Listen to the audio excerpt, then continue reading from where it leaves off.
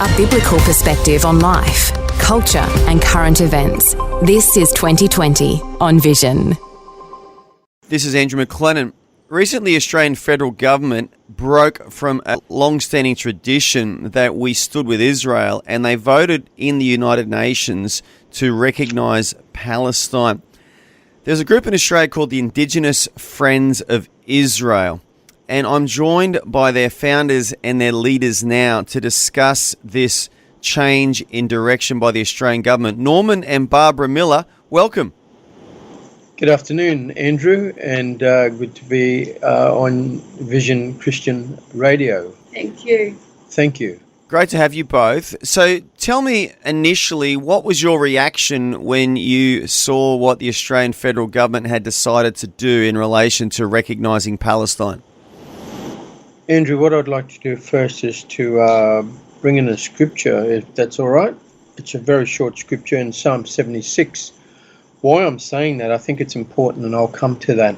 In Psalm 76, it says, God is renowned in Judah. In Israel, his name is great. His tent is in Salem, his dwelling place in Zion. There he broke the flashing arrows, the shields, and the swords, the weapons of war. As you mentioned, Andrew, in the opening, how our government over many, many years has had that tradition. Unfortunately, you know, there's things that we have, traditions that we carry out personally in our own lives, but as a government of our nation, it's unfortunately that tradition has been broken, and no one likes to see things that are, I believe, biblically and foundationally should be kept. Because as a Judeo-Christian nation, I think that's important. And the importance of being a nation that has the plumb line of the Lord. And, and that's, we know that the justice and righteousness is the foundations of God's throne. Love and faithfulness goes before him. So I read that scripture, Andrew, because 76th years today is the anniversary of Israel as a nation celebrating its 76th year, and that's right now today. And you think of people right around the world, history, and I remember quite a few years back, Andrew, when Vanuatu over nations, every time, and I no doubt they'd have this big slice of cake celebrating Israel and Israel's birthday. And no doubt, I say the same thing, singing happy birthday to Israel for his 76th birthday. But in saying that, there's a slice of history. We all like to have that nice slice of that cake, but the slice of history has been, it's not good, has left a good taste in our mouth because of what the Australian government and their actions have taken on this stand of voting for the Palestinians in the UN vote. And there are other nations, but notably Australia has been one of those nations also. I really stand strong and encourage Papua New Guinea, the Micronesian, Melanesian and Polynesian nations that have stood strong and given their voice for not only celebrating Israel's birthday, which many of them would be, but it's left a sad taste, a taste in our mouth, in my stomach, that how Australia's gone this way. Yeah, it's interesting, Norm, because Australia was actually the first country in 1947 to vote in favour of the UN partition resolution, which led to the creation of Israel as a nation state. So Australia was the first country to vote in favour of this UN petition resolution, which created the modern state of Israel. And here we are in 2024, and it seems, doesn't it, that this Albanese government is going in a different direction to that. Yeah, absolutely. And Australia also was the first nation in 1949 in May to accept Israel as a nation state, with Doc Evatt being presiding over that at the United Nations. So we do have a history of standing with Israel, And even Bob Hawke has said, a famous previous Labor Prime Minister, that if Israel goes down, we all go down in the West with it, because basically Israel is the values upon which the West has been built. It's the only democratic nation in the Middle East. Yep. Yeah, absolutely. And what sort of a message do you think, Barbara, this sends off? If we are recognising Palestine, which is not a democracy, which does not hold to our values, what sort of a message do you think Australia is sending to the world? We're sending a message that we're rewarding the terrorism, barbarism, rape, mutilation and torture that Hamas and some Palestinian citizens as well committed on October 7. We're rewarding war crimes of killing civilians on October 7. We're rewarding war crimes of taking hostages, and we're rewarding war crimes of Hamas using its people as human shields to win the propaganda war against Israel, which has been very effective. And I'm really concerned that I said a few weeks ago, the Lord revealed to me that Australia was aligning itself with the Psalm 83 nations. Well, I'm afraid with this vote at the UN, we are now aligning ourselves with the Gog and Magog nations, because we voted with Russia, China, North Korea, all communist nations, and we voted with Iran and Turkey and Northern Africa, radical Islamic nations, all who want to destroy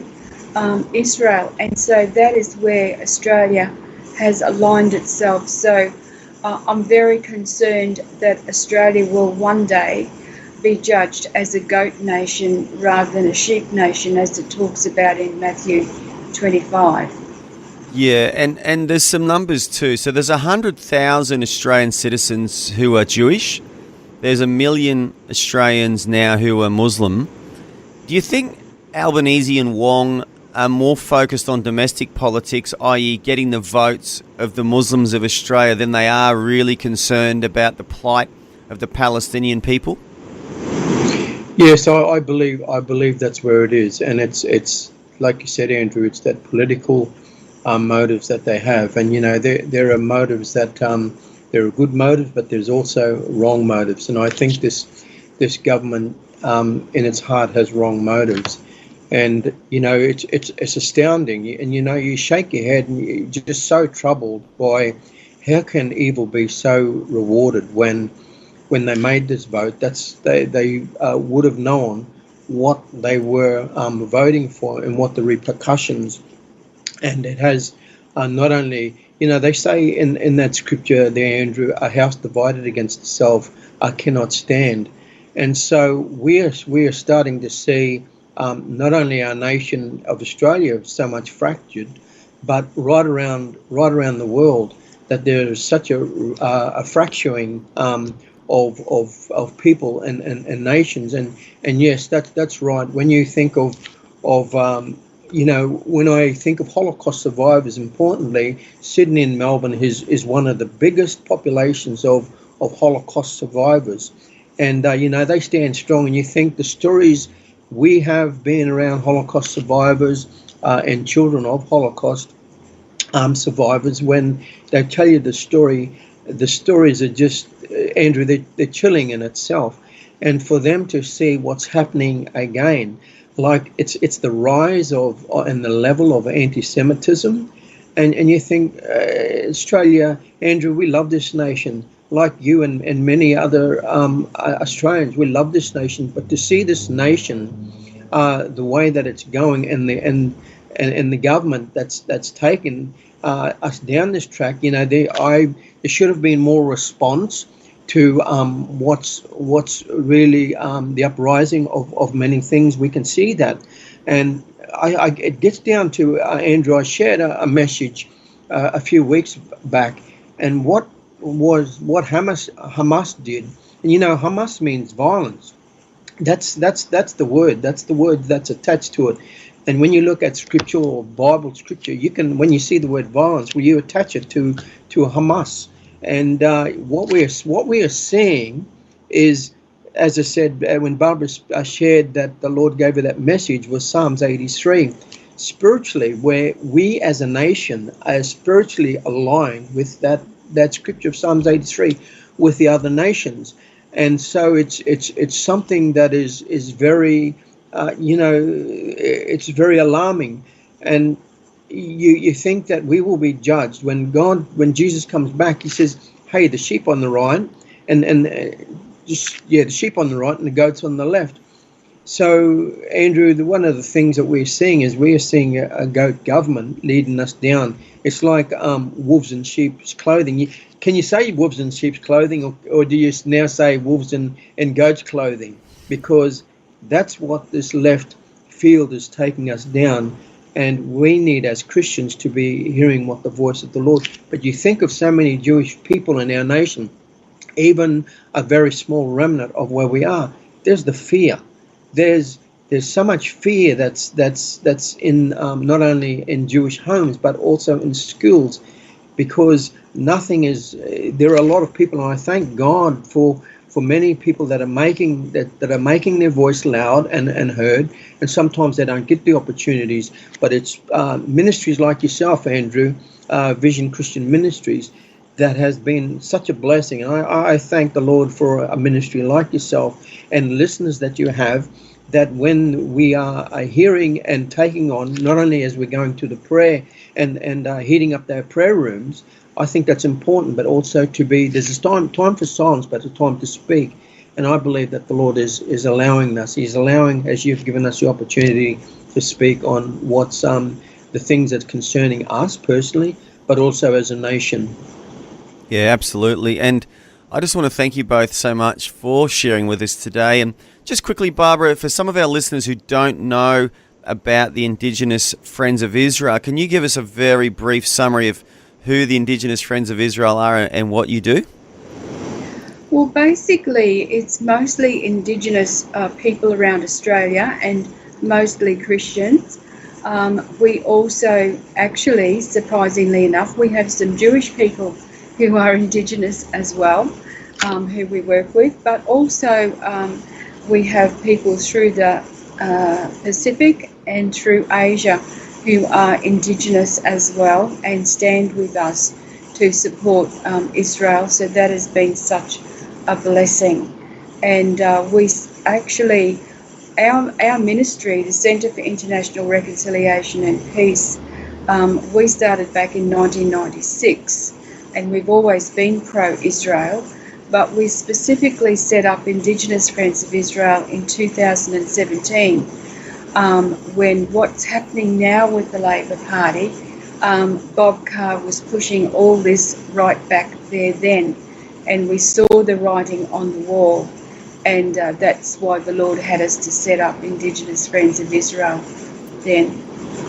Well, once again, I want to thank you both so much for your time, Norman and Barbara Miller from the Indigenous Friends of Israel, with your response to Australia's recent vote at the UN Re-Israel vote. So, Norman and Barbara Miller, thank you so much for joining us on 2020 today. Thank you, Andrew. God bless you. Thanks for taking time to listen to this audio on demand from Vision Christian Media.